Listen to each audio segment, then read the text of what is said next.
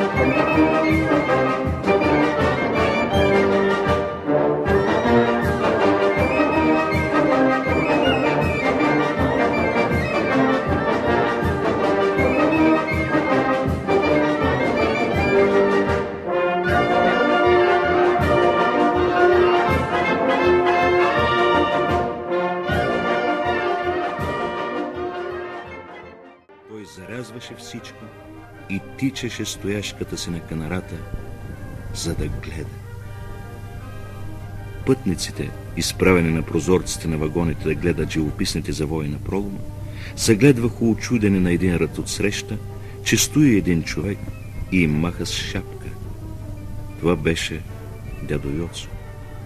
Той поздравяваше по този начин Нова България. Съселените му привикнаха да го виждат всеки ден на скалата и си казваха ухилено: дядо Йоцо гледа. Той е умрял за живота и за света човек.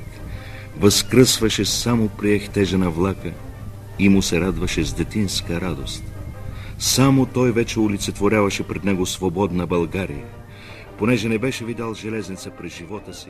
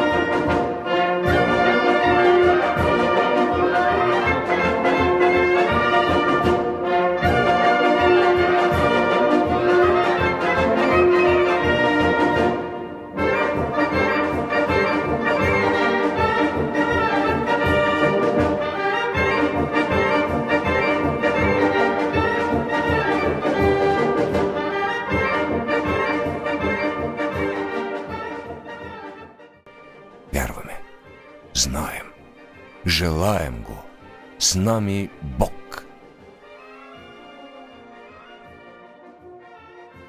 Септември. Септември. О месец на кръв, на подем и погром.